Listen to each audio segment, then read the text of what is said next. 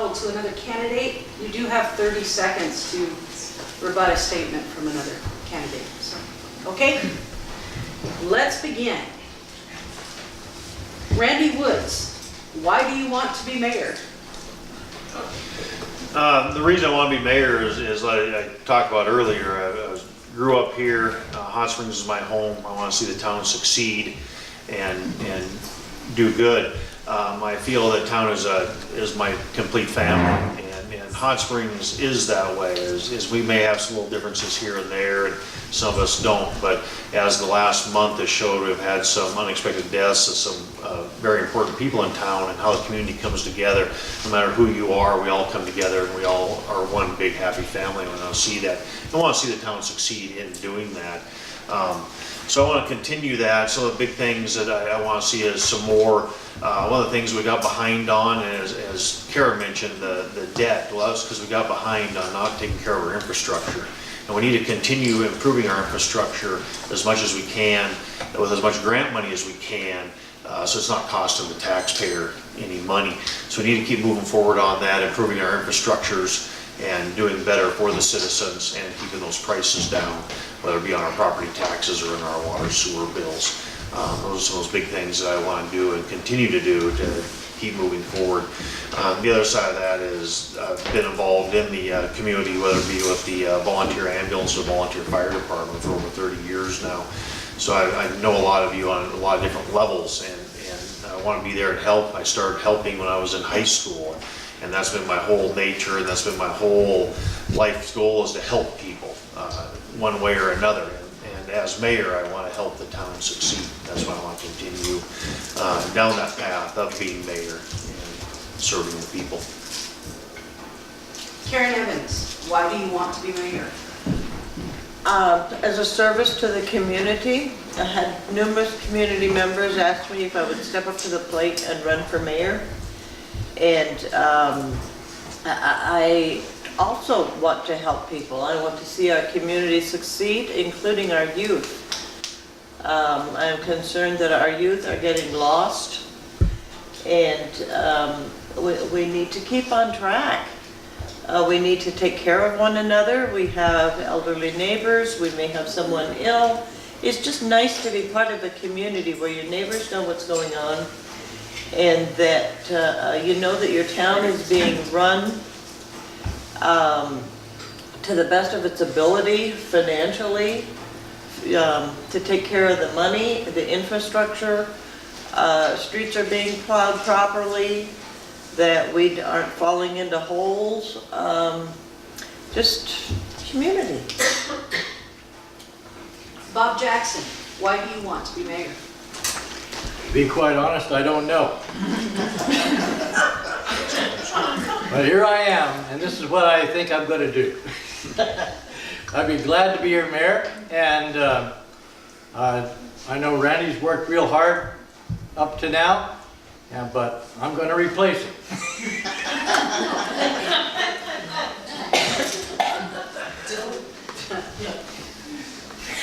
Okay, Bob Jackson again.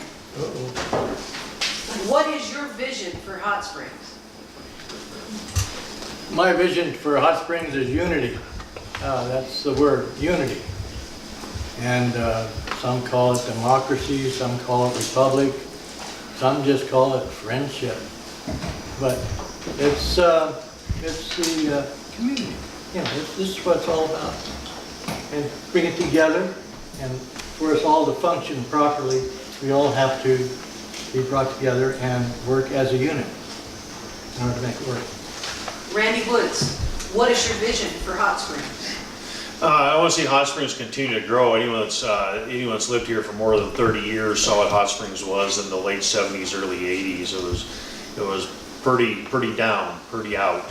Hot Springs has grown a lot in the last 20 years, and I want to see that continue to go. Also working closely with the tribe to get the bathhouse back up in operation, which will bring a lot of people here and help with the healing and the healing waters, and promote that. And the town is going to play a big part in that with them, in providing the infrastructure and providing the services that they're going to need. Karen Evans, what is your vision for Hot Springs? Ideally, Mayberry, but that's not happening. I want to see a friendly, welcoming place where people can come and feel safe and enjoy life. Randy Woods, can you think of any city expenditures in particular that could or should be trimmed while maintaining adequate services? When you go down through the budget, one of the things that people forget about on the budget is we're looking out a year. It's kind of hard to know whether you're gonna lose a water pump in a dump truck in May of next year. So what you need to do is, we trend our budget. We look at what's been being spent for the last 5 years, what's traditionally been spent, and then we look at that and move forward. Like I said before, our vehicles are all aging, a lot of that stuff. There are some budgets that we trim. This year, actually, we did trim, and actually, we did not bill the full millage this year. It's the first time the property values are up enough. The town doesn't really need the revenue at that point, so we didn't bill the full mill levy that we could have. So, and there's always money that could be trimmed, but you don't see that till June of next year. And you can look back at that and move. This year we trimmed the police budget quite a bit. And we moved that money to some other spots. So we do look at that, we look at trends, and we look at what's going on. We try and make those budget changes where we can. Karen Evans, can you think of any city expenditures in particular that could or should be trimmed while maintaining adequate services? Again, one of them happens to be the fuel, automobile fuel. I'm finding where there will be gas cards used in planes by the water clerk, maybe 7-8 days out of the month, charged to admin or possibly public works. And I can think of no reason why we are buying gas in planes on a regular basis by this city water clerk. I find it appalling. I think, I understand that the mayor has 3 cell phones. I think I heard him say that at one of the meetings. I don't understand the need for 3 cell phones. Granted, they are not large expenditures, but everything counts. And so we need to look at the big picture. Rebuttal. 3 cell phones. The cell phones are owned by the town. Police department each has a cell phone. Public Works has a cell phone. I have a cell phone. There's actually more than 3 cell phones. We each have one. I do not have 3 cell phones in my pocket. The town, the town clerk does not buy gas in planes every day. If she goes somewhere for the town does not pay mileage to try and save money. We buy gas for the person. If we paid her mileage to go to Thompson Falls and see the county clerk, we're gonna pay her 52 cents a mile. If she says, hey, I'll do it for some gas money, it saves the town money. So. Bob Jackson, can you think of any city expenditures in particular that could or should be trimmed while maintaining adequate services? Well, you're gonna have to trim just about everything if you want to cut it way back.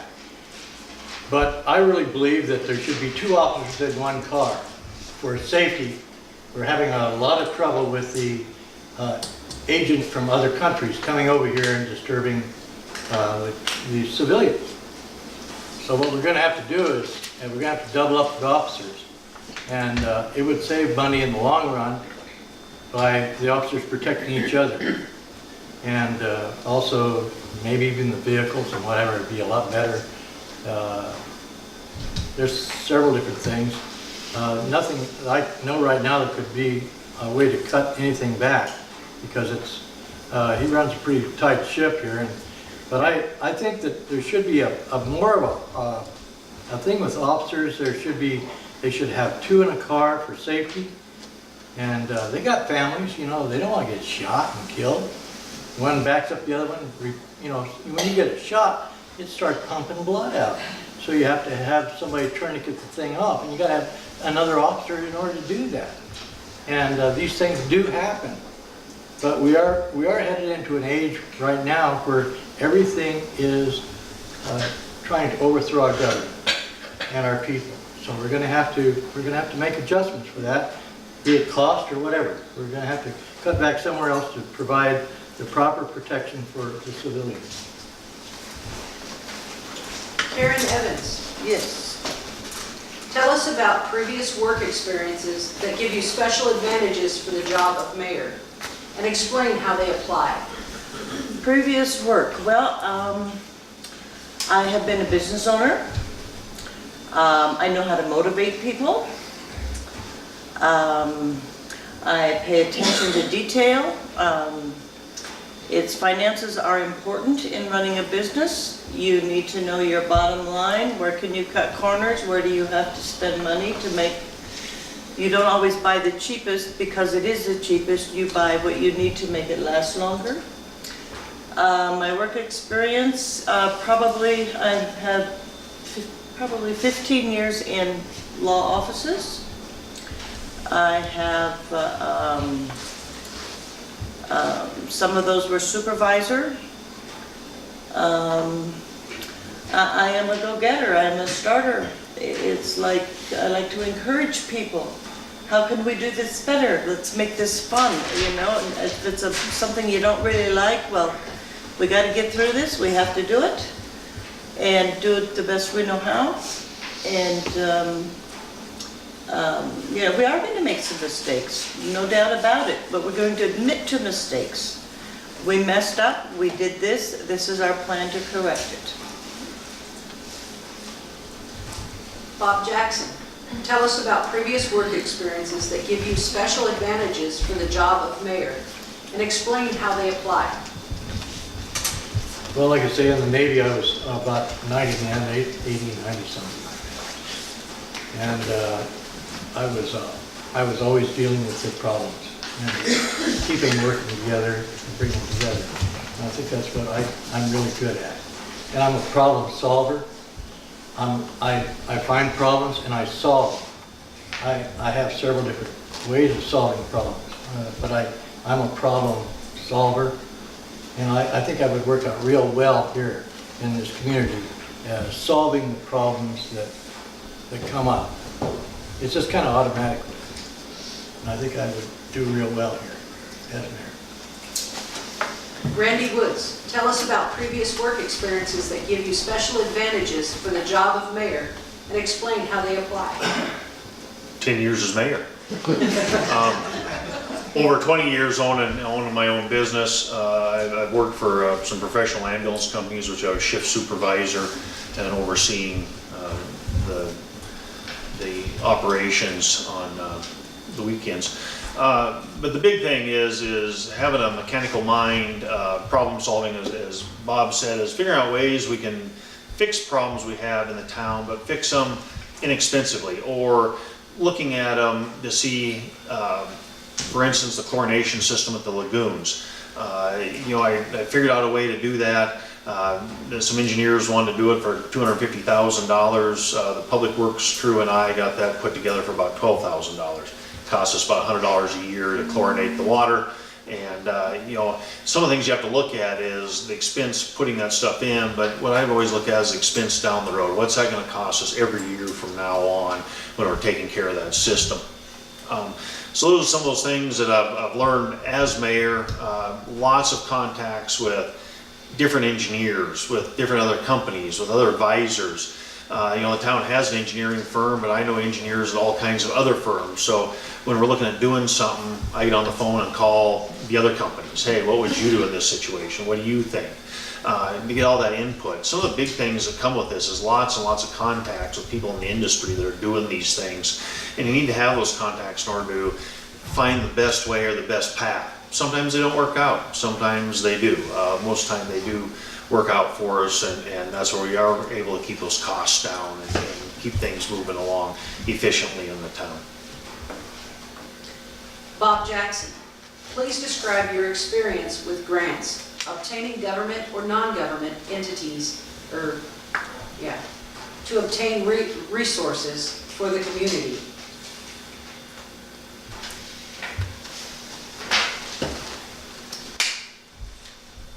Is that it?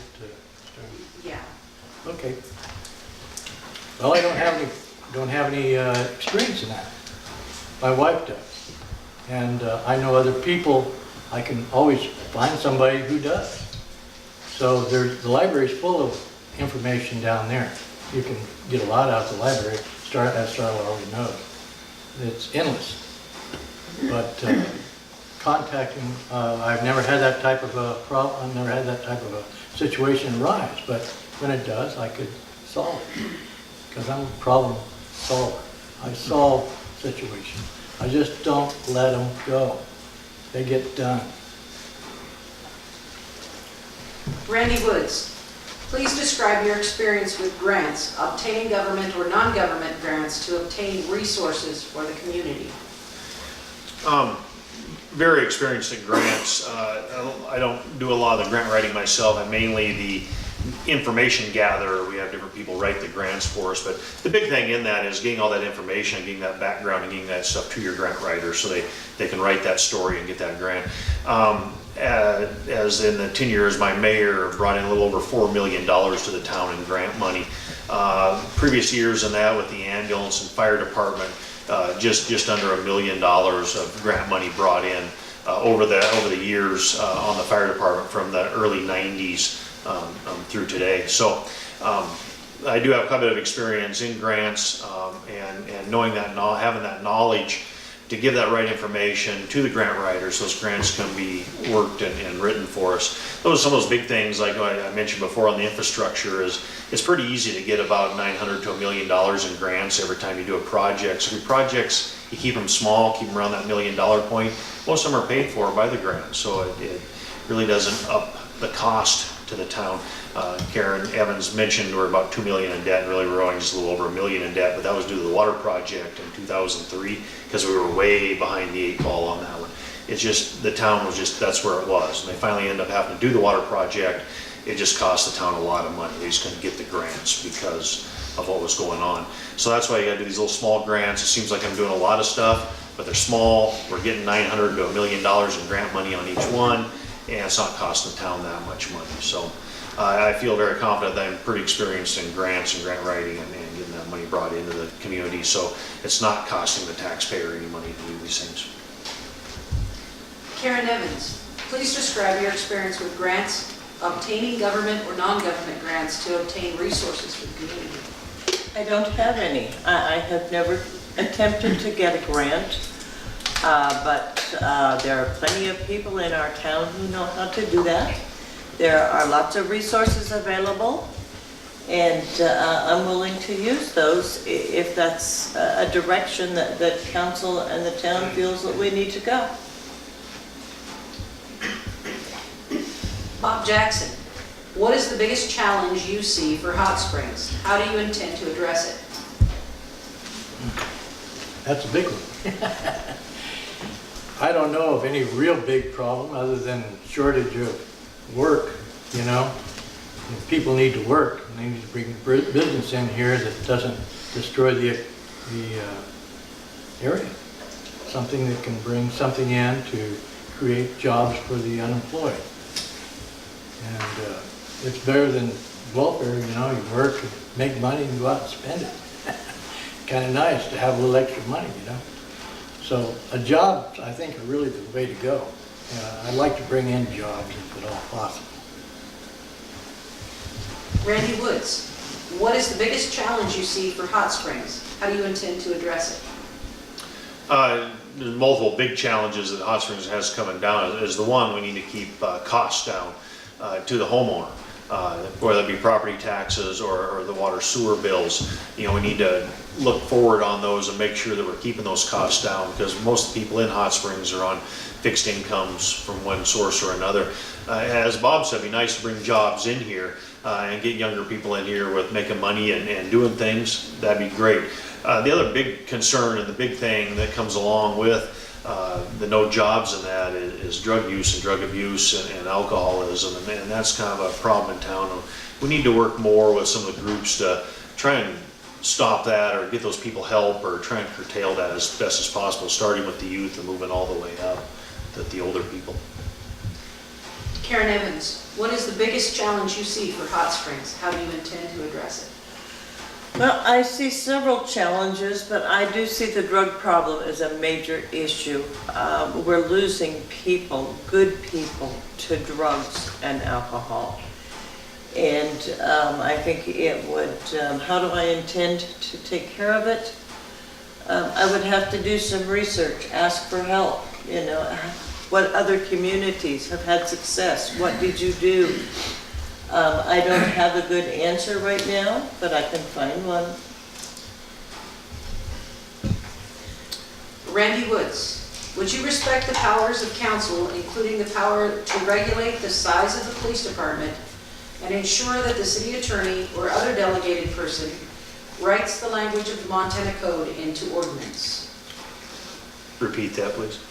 Would you respect the powers of council, including the power to regulate the size of the police department and ensure that the city attorney or other delegated person writes the language of the Montana Code into ordinance?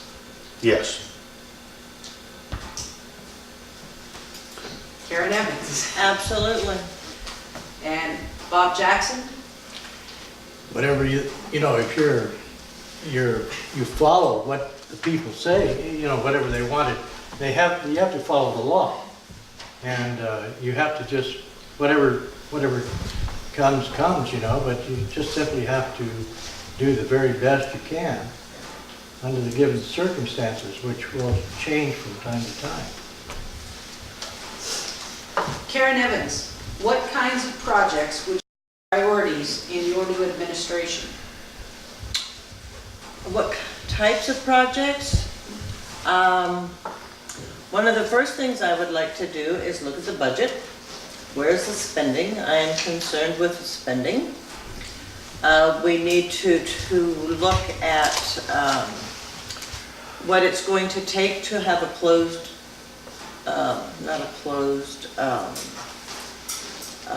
installation of a storm drainage system. We had a major problem this last spring. I know it was worse than normal, but how can we avoid this in the future? What is it going to take to fix this? I understand that we have had some clogging in our sewer pumps and that things are getting in there that should not be, asphalt for one.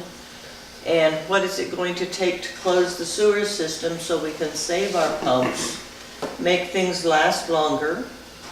I guess those would be some of the major things that I would like to see happen. Bob Jackson, what kinds of projects would you make priorities in your new administration? First would be the water.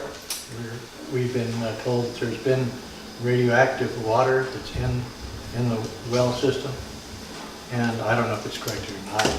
He ought to know more about that than I do, but I heard about this. I think water is the number one issue. Number two is the sewer. Where is it going to go? You know, you got to make sure it all flows downhill and gets out of the streets. It doesn't plug up. You got to keep that moving. The water, the sewer, and of course then there comes the electric. You know, we're talking about EMPs. They're going to try to start a little EMP on us here. Once it comes down, are we going to have water pressure? You know, and if we don't, how we get our water?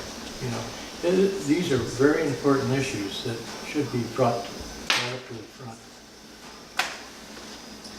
Randy Woods, what kinds of projects would you make priorities in your new administration?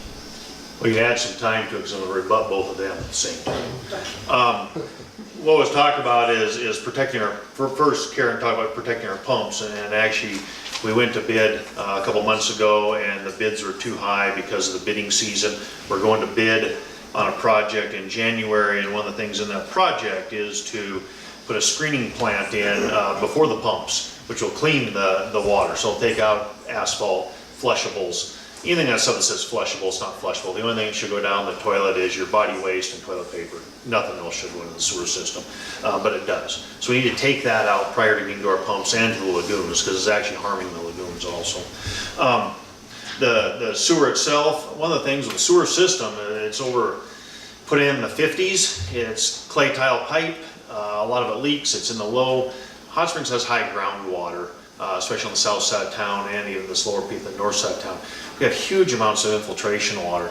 We pump anywhere from 80 to 120,000 gallons of water into the system every day, and we're taking out at the lift station 250 to 350,000 gallons, and during runoff time we're well over 1 million gallons a day in water through the system. So the big thing we need to do is work on the sewer system. We got a project coming in that will do some lining, we'll do some sealing of the manholes, redoing some of the manholes, some of that. But that project is going to go on. This is not going to finish this project at all. It's going to go on for a few years to get the sewer system up and running, because it just costs money to do that. And like I spoke before, we can get roughly $1 million in grants. So roughly we do $1 million at a time, and then we move forward.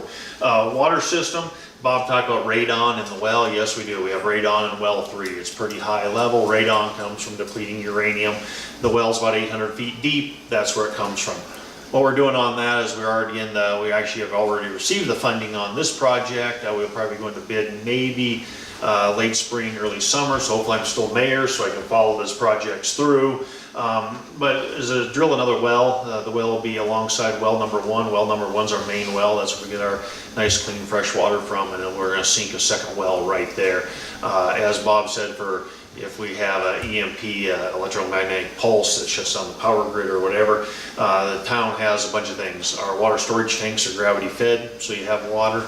Also, we'll be putting in a generating system at the well to run the wells. Right now we have a generator that's military, which is actually EMP protected. So if that happens, we can still hook up to the well and still actually be able to pump water. So some of the big projects we're talking about are things we're going to do is one, the next big project we're already starting working on and we're moving forward is runoff water.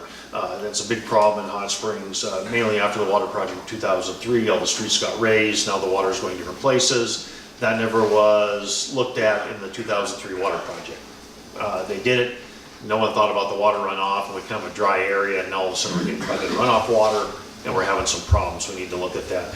One of the big things though is there's not a lot of money out there for that. It's one of those projects that's going to be, the town's going to have to do it, we're going to have to continue to do it on our own. It's going to take a few years until some funding comes available. Right now, water's number 1 for funding. Sewer is actually way down on the list. Even sewer isn't a big funding thing. So stormwater is way down for small towns like us. Some of the other big things that we're working on, and we always need to continue, is snow removal.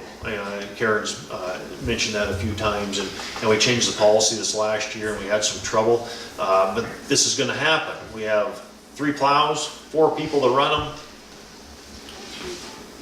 1 injured, 1 sick. I was stuck in Las Vegas, snowed out of Montana. We only had 1 operator. Just how it happened. It happened 2 times this winter. So we didn't have operators. It happens. You can't make someone that's injured come out and go to work. I mean, got her arm in a sling. I mean, she can't drive the truck. The other one's sick. It's the way it is. So those things happen. It's too bad that the 2 times we had big snow, that's when we also, we're down on some employees. Hopefully the new plow policy does answer some concerns and moves some of that stuff forward. Karen had some concerns, and we actually address them in the new plow policy to try and help some things that she brought up. So hopefully this year the policy gets used throughout, and we can actually act on it and it works like it's supposed to. Quit dinging me, Christopher. I get my extra minute now for rebutting the... Oh, you already did that? Yep. Oh, okay. Karen Evans, please describe the skills and knowledge you believe necessary to successfully function as mayor. A cool head, being able to talk to people in a calm manner, find out where they're coming from, being good communication skills, using the correct words, If somebody's face looks like they're not understanding, I probably need to rephrase or ask a better question. And would you repeat the question again, please? Describe the skills and knowledge you believe necessary to successfully function as mayor. Okay, and the skills and knowledge. Well, knowing where to find answers, going to people when you don't know. There's a lot of stuff that anybody going into a job is not going to know. And being able to go in and say, what has been your experience with this? How did you handle it? What happened? And is that going to work for us? And communicating with council and the town citizens are of the utmost importance. Treating everyone with respect. Bob Jackson, please describe the skills and knowledge you believe necessary to successfully function as mayor.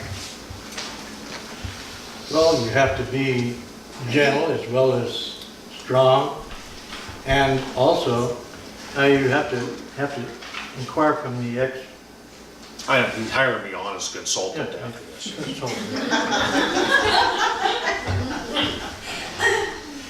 But I'd go to the ex-mayor. See, I'm gonna be mayor next year, so I'd go to the ex-mayor and get information that I need, because, he's a man full of information. Full of something that's about. Or I might get some information from this lady, who knows? Wherever the knowledge is, that's where I'll go and get it. Randy Woods, describe the skills and knowledge you believe necessary to successfully function as mayor. Good management skills, and as I spoke of, Karen's spoke of it quite a bit, is finance. Is making sure you're spending the money wisely and not wasting the money, and you're saving as much money for the town as possible to keep the taxes down. But also in managing people, and also managing or being out there for the people. You need to be able to listen to them, hear their problems, and find them answers. The biggest thing is finding them answers and getting them taken care of. Knowing the history of the town, knowing the history of the systems, knowing all that is very helpful. And contacts, as I mentioned before, it is knowing those people to call when you have a problem. Those guys that are experienced with a system like Hot Springs. You might call a guy that doesn't know anything about a system like Hot Springs, or over the years I've made those contacts where I can call the guys that are dealing with the same problems we're dealing with, and maybe they have some solutions. And part of it is just being a good speaker, be able to come and talk at these things and get your point across. Karen Evans, how do you plan to do all of the things you say you will do and still lower taxes? It's a lot of work. I'm going to be looking for volunteers. We have people in our community that want to help, that have expert knowledge, and we need to tap into that. If they're willing to help us, I would like to learn from them. And anyway, we have a lot of people here that have a lot to offer, and I think we need to utilize their skills. Bob Jackson, Oh, I don't get to answer? or would you like to? Well, I just want to, some of the big We've already things. said for Karen Evans, so. Well, I want to just add a little to Karen. I mean, Karen has some stuff on there on stuff she wants to do, and that's great. And one of the big things is doing that. It is by having employees that have the knowledge and stuff in order to do that. And right now, that's what we are looking for. I'm just doing a little plug for the town, is we are looking for a public works employee, 1.5, maybe 2. Just depends on what we end up with, but we're looking for someone that has those mechanical skills and that stuff, so the public works employees can do a lot of this stuff on their own, so we're not hiring contractors or outside people.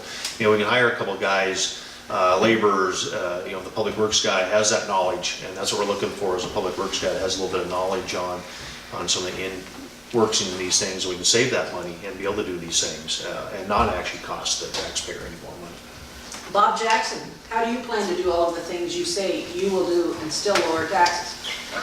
Well, I'll do a lot of praying. That would help.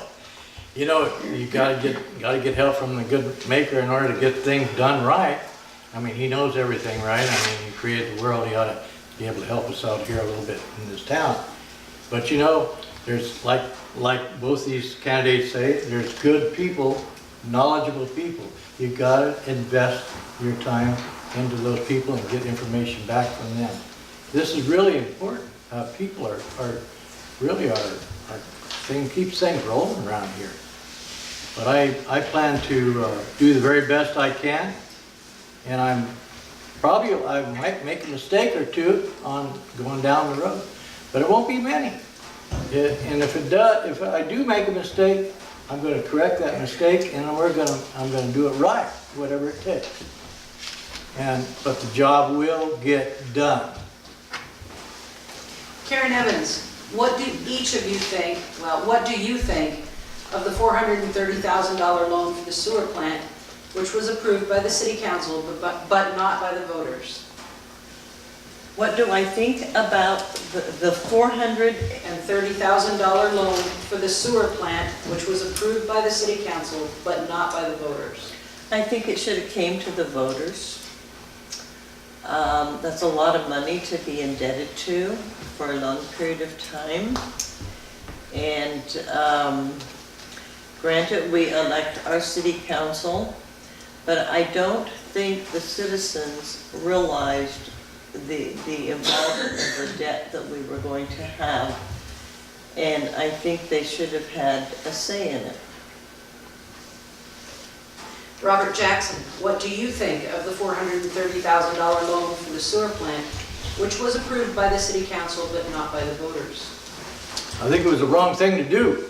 You're taking somebody else's money and you're putting it on a project, which is probably okay, but it's their money. They ought to have the understanding of what they want to do. Either they voted up or they voted down. You know, I mean, let's look at it that way, you know. The money has to come from somewhere. So we should get information, we should be on a vote. We should have a vote every time on these large projects like this to make sure to keep a happy people. Otherwise you're going to have chaos around here. You know, people are going to be all messed up, mad about things that are doing that without their permission, and they're using their money. I mean, it's not the thing to do. You have to kind of get their permission. Randy Woods. Yeah, I'll answer. Yeah. Are you going to do, or are you rebutting? I'm going to rebut too. But I mean, just because I want the time. Part of the problem is the sewer project, as I mentioned, was put in the 60s. The sewer lagoons were put in 1983. They have not had any maintenance done to them except for general maintenance since 1983. The control valving at the lagoons that controls, there's 3 ponds and we have to control them in their flow. The control valving is completely rotted out of them. It's all down underground. It would have to be replaced by actual contractors. A city crew could never do something like that. As Karen mentioned earlier, and so did I, about the screening plant, that's part of this project. These things have to be done. If you don't do them, what happens when we can't control the lagoons? We have an influx of that 1 million gallons of water, we have an overflow, the lagoons wash out, EPA shows up, you rebuild the lagoons to the cost of, I don't know, we can probably get the lagoons redone for about 15 million, and you will pay for that, whether you want to or not. What we did with this is the $400,000 sounds like a lot of money, and it is, and it's going to be over 30 or 40-year contract. I don't remember what RD is doing. The trouble is, we already were putting that money away. That money was already being set aside for that payment. We've been setting that money aside for about 5 years now. A loan, we paid off a loan. We just kept putting that money in a capital improvement account on the sewer site. So when we got time and we had to do a project, we have the money, we're paying it. Your rates aren't going to change because of this. That's the other thing everyone needs to remember is the water and sewer are capital, they're separate funds. We cannot use any tax money in them from the town taxes. They have to be self-supportive, and they have to be self-supportive by 10%, and that's by Montana State Code. We have to make money on those 2 funds, and they have to be separate in themselves. Water is a separate fund from sewer. So some of the big things you have to do that, and if anyone doesn't think that's what needs to be done, Why don't you go talk to some people in Polson? They didn't upgrade their sewer system, they kept putting it off, kept putting it off, kept putting it off. I believe their base rate's gonna be about $125 here at the next rate increase, $125 base fee. So that's why we need to keep on these little projects, we need to keep doing this. Part of it is you elected the council, the people elected them to manage your stuff. If you went to the people and the people voted it down, then those projects aren't being done, and then we get behind the 8 ball, and it just, we can't have that. We'd be back to where we were in 2003 with the water project, and it costs the people a bunch of money. We need to do these projects, small increments, so it doesn't cost the people so much. Rebuttal? Yes. Go ahead, Bob. I'll Okay. let you. It's up to you. This is why Bob Randy was mad at me for doing this. Well, did you have an engineer check and see if the system is that bad as you think it is? Yes, we have an engineering report on that, yes. Yes. Okay. And actually, When was that done? it had to be done right before the project. What happens, and you explain a little bit, Before the project? well, it has to be done within 2 years prior, before you can apply for money. And what they are called is preliminary engineering reports. And the engineers do them, and they look at a system. So they took and looked at the sewer system. So what they did is they came to town, they put monitors in a random around town, sewer lines, looking at flows. They went down the creek, down the mains, looking at the flows. They went to the lagoons, they checked the lagoon structures, they checked the valving, they checked the weir where the water goes out, they checked the chlorination system, they checked for sludge, they checked our blowers. They went through the system with a fine-tooth comb. That's what they got paid to do. Then they write up a report on what needs to be done. And then we prioritize as a town. The big thing was, of course, is protecting getting the junk out of the sewer system and the control valve. The big thing is if we can't control what happens at the lagoons, then we're in trouble there. I guess, but, you know, this is our debate, Bob. Let's continue with the question. You can always go down and ask him and he'll explain it. Yeah, Pretty good. okay, great. Okay. Bob Jackson, Yes. how are you presently serving the town of Hot Springs? Being a good citizen, like everybody else. And I pay my taxes. I try to keep my fences up. They're a problem in this weather. But nevertheless, you know, those things happen. But, you know, it's just, you know, just being a citizen of the community, just being part of the community. I go over and have coffee, I go over there and read my Bible, but I also go over there just to play around with the people there and just say hi and you know, talk. And it's a lot of fun, you know, I enjoy communication with people. You know, it's really important. So I think just being a good citizen, I think that's what it's all about. Randy Woods, how are you presently serving the town of Hot Springs? I'm on the Hot Springs Fire Department, city and rural. I also serve on the 911 board for Sanders County. I serve on the Lake County Fire Board and also I'm the chairman of the Sanders County Fire Board also. That's where all the fire departments get together and plan things. On the Hot Springs Community Ambulance, like I said, have been for quite a few years. Very active in the school system. Down there anytime they need, whether it be help doing different things with sports or in the classroom, they invite me down to do some different projects with them. And just a good citizen like Bob. Absolutely. Karen Evans, how are you presently serving the town of Hot Springs? Well, I guess I am attempting to be a good citizen as well. Pay my taxes, pay my bills. I try to be kind to my neighbors and community. When there is a need, we try to help out. My husband and I, it's currently I am not serving on any committees, but I have in the past done numerous things to help individuals in town. Usually it's a one-on-one basis as opposed to a group. but it made a difference for those one people at a time. Okay, Randy Woods. Over the past decade, the Hot Springs mill levy has escalated to the point that there is no margin to respond to problems. The levy was designed to address e.g. emergency relief. Hot Springs citizens are taxed almost to the maximum allowable limit. Do you think this is a problem, and if so, how would you solve it? Repeat it, please. Over the past decade, the Hot Springs mill levy has escalated to the point that there is no margin to respond to problems. The levy was designed to address, e.g., emergency relief. Hot Springs citizens are taxed almost to the maximum allowable limit. Do you think this is a problem, and if so, how would you solve it? The person who asked the question is misinformed on how taxes work, but I'll speak on some of the things. Is your mill levies are, especially for a town of Hot Springs, because the property values are so low. And when you start talking a mill, that's where a lot of people get confused. It's a mill of taxable value. And when property taxes are low, there's of course lots of mills. And we do have a limit on how many mills we can charge.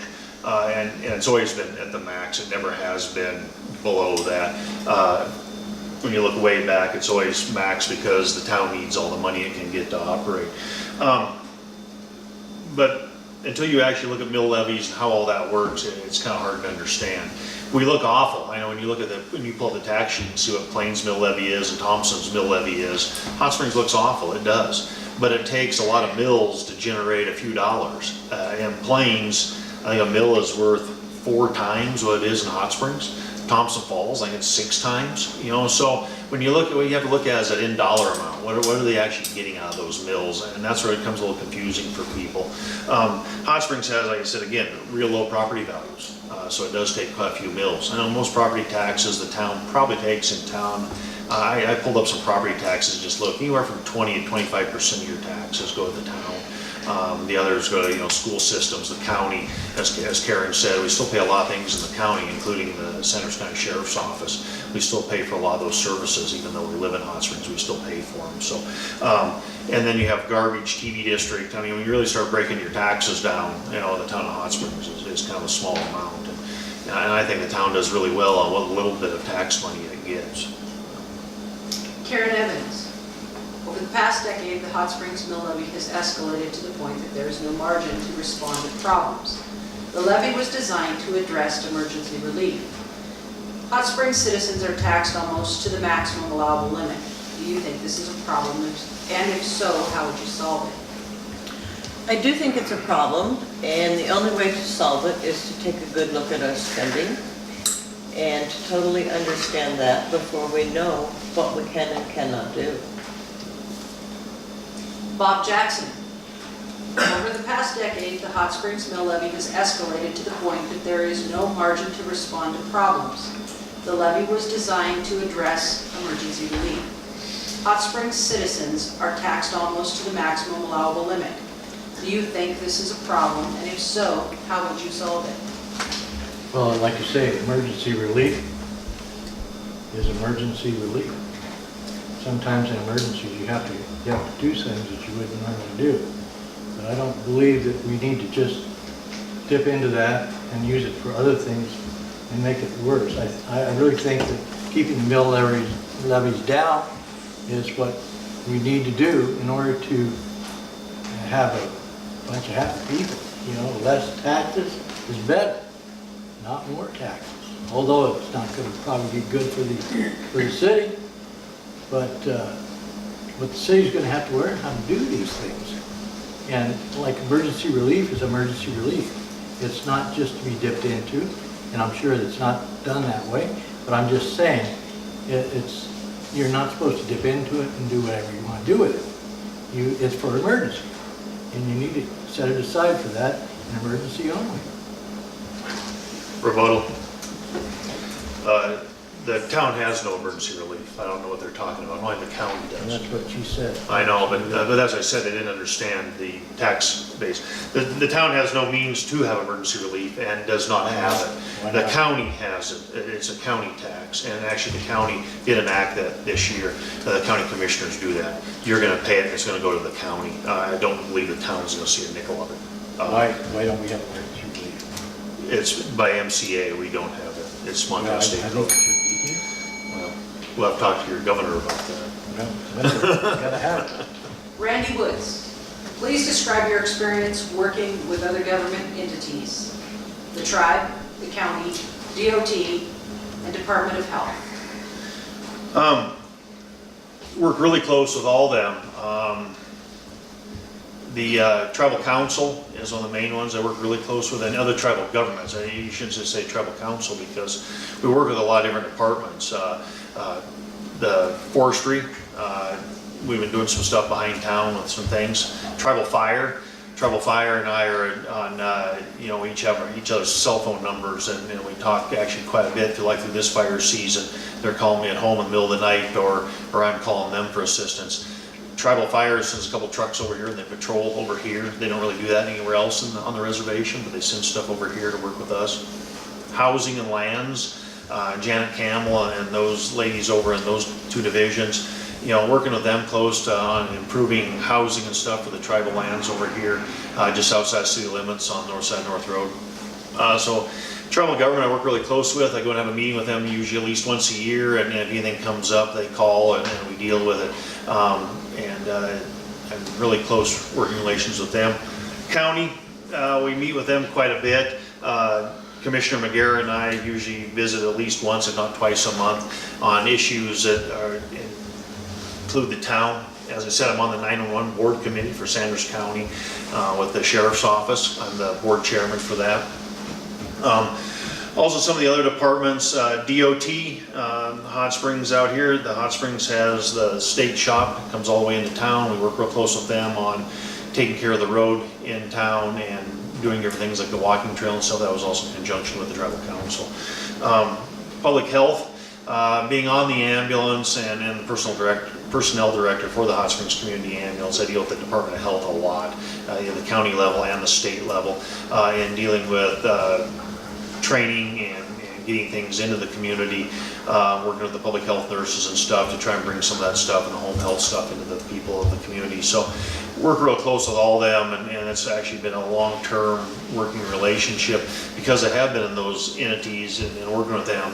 We're coming up on almost over 25 years working closely with some of those. I've known some of those guys like in tribal fire since they started out as fire guys on the ground, and now they're in charge of the program. Same with Janet Campbell. She started out just as a secretary, and now she's in charge of those programs. So I've known them for a long time, and that makes a great working relationship. When they have a problem or something going on, we can sit down and work it out and come up with a plan to fix those problems. So it's worked out really well working with all those agencies and knowing them. Karen Evans, please describe your experience working with other government entities, the tribe, county, DOT, Department of Health. No, I have not had any occasion to work with any of those people, but I have not had a problem working with anybody, so I don't see a problem there. Bob Jackson, please describe your experience working with other government entities, the tribe, county, DOT, Department of Health. Well, it's been the Indians what I've worked with, and they're nice people. They work out real well. And they think a little different than we do. So you have to kind of go on. See, I'm half Indian, so I know that there's a problem. But all white people don't know about the problems that Indians have with white people and white people have with Indians. I'm just lucky I'm a half-breed. So I will work out real well with the Indians. And the other people, I'll work out with them well with them too. We're all going to get along. And that's the promise. Karen Evans, What importance would you place on the minutes of council meetings reflecting the substance of comments and actions in such a way that someone reading them years later would get what happened of the historical relevance? I think it's of the utmost importance. You have to know what happened in these meetings. We have gone back far past the current administration trying to find things that happened, and we're not finding them. People have recollection, this happened, that happened, and there's no minutes. They are of the utmost importance. Bob Jackson, what importance would you place on the minutes of council meetings reflecting the substance of comments and actions in such a way that someone reading them years later would get what happened of the historical relevance? I think it's a good idea. And I think it should be done. Because how do you learn from, like if you make a mistake, you can look back and say, I should have said it this way. Maybe I should have went in this direction, you know. So I think it's a good idea. History's always a good teacher if we will learn. If we don't, we will repeat the same problem again. So I'd like to say I think it's a good idea. Should be done. Randy Woods. I think it's important. It's actually very important. And as Karen said, we have looked back for things and we know what happened. We have certain pieces of paper, but it's not in the minutes. And that's one of the most important things is have those minutes. The best thing, I like to put a little plug in for Stephen right now. He's been doing a great job for us by videoing these and having them available. But also it's really helped in writing those minutes because sometimes the meetings get a little fast paced. You can't quite get that written down. You can go back and refer back to the video and actually see what was said and get those put down in black and white. And minutes is some of the most important things. That's why they're approved at every council meeting, the previous month's minutes. And we need to make sure those are very historically correct. Bob Jackson. The city sent green postcards out to properties in violation of the ordinance regarding the length of grass. The heading referred to a neat and tidy appearance. In what way does this relate to public health and safety? The grass or The green What are card. you referring to? Well, you know, it's really, you know, the green cards are all right, I guess, for aliens, you know, you have a green card, you gotta go to work, right? But you know, I think that if you just kind of, instead of going out, meeting with these people and saying, hey, you know what, you need to trim the grass just a little bit, okay? And instead of sending out a notice like, you're on the blacklist, you're a bad boy. But, you know, that's the way people think of it. What did I do wrong, you know? I didn't cut my grass. Well, you know, I think there should be maybe a group of people that go around and check on these grasses. They should come door to door and knock on the door. Hey, Bob, how you doing? I said, hi. Did you know your grass is a little longer than it should be? And I says, yeah, I did. I'm going to go out there and work on it, but the mower broke down, etc. Have the mower fixed and everything. But you know, you got to get in contact with people. You just can't just write these little green slips. It's not like going to work, you know. It's the idea is just say that, hey, Bob, you need a grass cut and get the reason for it. It's okay, I'll cut the grass. And I do, but you know, there's some people probably are a little rebellious, but you can't tell them. You have to still talk with them and say, hey, now we don't want to send you out of notice, okay? So we just want your information on this. And if you can't do it, let me know. I'll find a lawnmower somewhere. I'll cut the grass for you or something. But it has to be done because it's a danger, you know, to catch a fire and burn things up. Burn your house up too, you know. You gotta be careful. Randy Woods. I got it. The green cards are just sent out, and I know people take things coming in the mail or bad. And the card doesn't say we're putting you in jail. It doesn't say you're going to be fined. It doesn't say nothing. It says your grass is tall and you have so long to cut it. It's just a reminder. It's impersonal, yes. But also, some people like the impersonal. Oh yeah, okay, I'll go cut it. How is that a safety thing? One, it's in the ordinance that we do this, so it's one of those ordinances maybe that needs to be changed, but it's back to enforcing the ordinances. The other thing is this year is with the fire safety is tall grass, dried out, 100-degree days. It doesn't take nothing to get something going in that grass and burn up a house, a neighbor's house, an outbuilding, whatever. You know, and that was one of the big things on these fires this year. Those fires were jumping half mile to 3/4 of a mile ahead of themselves with spotty. So we did have a fire around town in the timber or something, and a bunch of people had tall grass. Now those houses are non-defensible. They're gonna burn. That's just how it happens. So some of these things are to help protect you too. And don't look at it as heavy-handed, but also you need to look at it from a different point of view too. It could be there to help you too. Right. Bob Jackson, how can you affect the individual property taxes when they are determined by the Department of Revenue at county level? Well, if you think it's high, you just go down and you have a talk with it and tell them, it's high because, why is it so expensive? And they said, well, because blah, blah, blah. And you say, well, my house doesn't have a foundation. Well, it should be lower. So then they'll lower the taxes, you see. But there's a way of manipulating this to your own favor. You have to just kind of find out where the places that they need to know, so they don't give you too much taxes. Taxes are kind of a problem. I know you need them to run the government and what have you in the area, but the thing is, it's just sometimes it gets out of hand.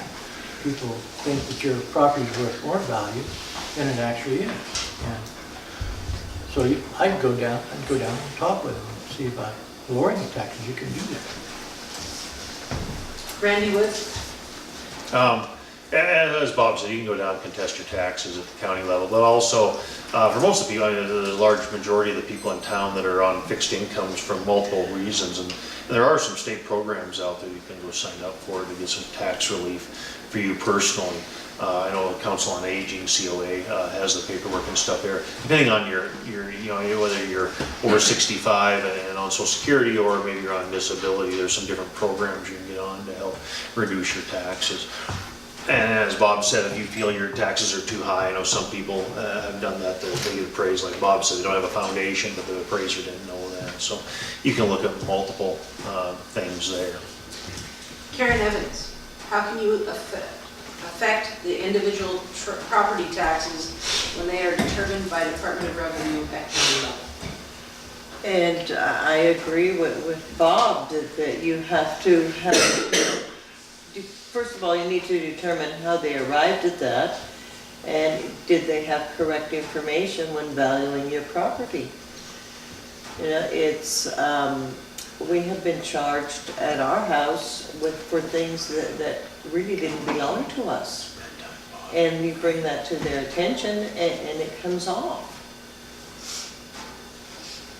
And that's the time. Yeah. Wow, good thing I looked, Bob. Yeah. Watch works. All right, thank you for joining us this evening. Join us here next Wednesday, October 11th at 7 p.m. to meet your 2018 City Council candidates. Okay?